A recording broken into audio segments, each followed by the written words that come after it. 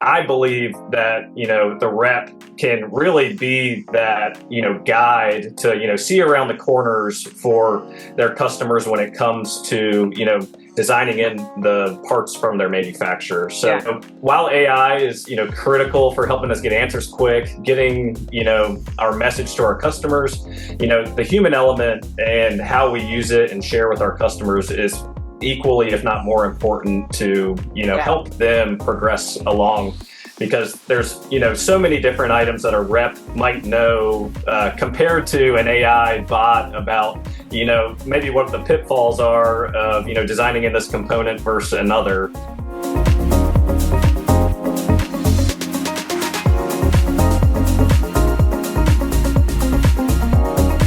I'm your host, Sanna Vending. I'm an engineer and go-to-market leader focusing on how leaders operate when complexity is high and the answers are not always obvious. This show is for leaders across manufacturing, distribution, and the manufacturing rep community. This is episode 140, and it's a short follow-up from episode 138 with Hunter Starr. After we finished recording, we kept talking about AI. So I asked him one more question, and we captured it. So it's about 5 minutes. Enjoy. I want to hear a little bit more about AI. So can you share some examples of how you're using AI? Because technology and AI, everything is moving so fast right now. Absolutely. So AI is, changing every day. It's every couple months I see, hey, ChatGPT's updated. Here's all this new functionality to it. So today we're using it for identifying cross-reference parts, building quick templates for email marketing, and then also trying to gather intelligence on our customers, their industries, and here every now and then we'll find maybe some potential customers to target in that market. I did. I did recently hear a interview with Jensen Huang from NVIDIA, and I actually recently shared it with our team at a sales conference. But he made a comment where he's like, well, he was asked, who's the smartest person you've ever met, and he kind of deflected from answering the question. Yeah. He kind of said, well, 10 years ago we were telling everybody the smartest thing you can do is learn to code. And, now with all the different updates to AI and coding and Claude, a lot of those jobs are no longer what you would kind of consider the smart path to be. So, being able to adapt and, utilize AI to your benefit is critical. He made a comment that, with regards to who he thinks the smartest people will be in the future, it'll be those who can utilize AI and, provide empathy to their customers around it. So he was under the impression that there still needs to be a human element in, collaborating with other businesses.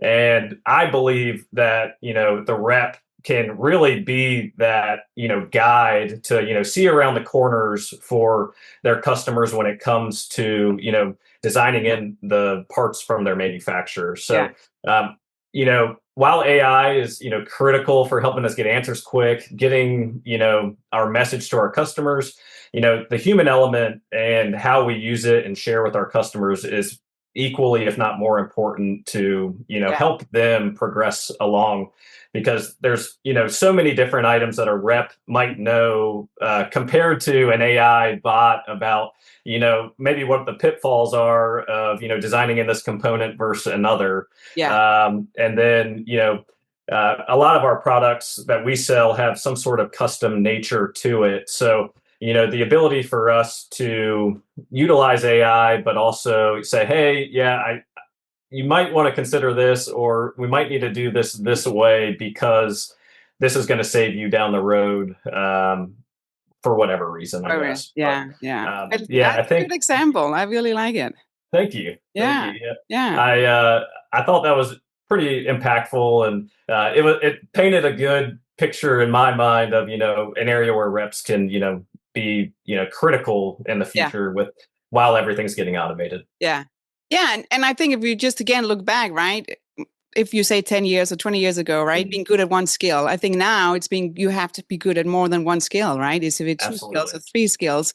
Because then you can combine it and then you can have your AI, right? And then For sure. you're like even more advantages in all kind of these skill set because you can go crossover on all that. So that's a Exactly. really good, yeah. It's wild with the whole coding, right? It's like, yeah, It is. nobody's coding anymore. I know, yeah, and I mean, it is still critically important.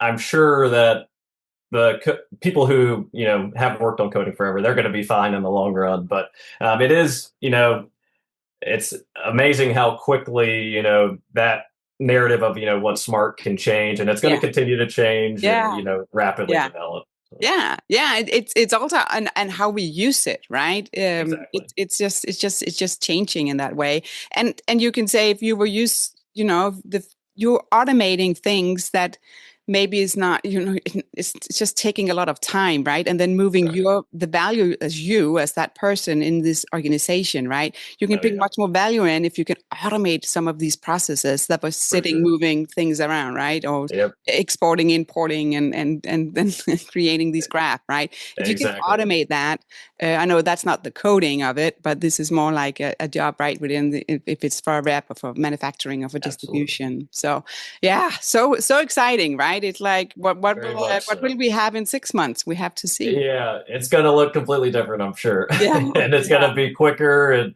yeah, I'm excited for it. And I'm thankful that we have a collective group on our team that is, evaluating and looking at these products so that we can use them in the field.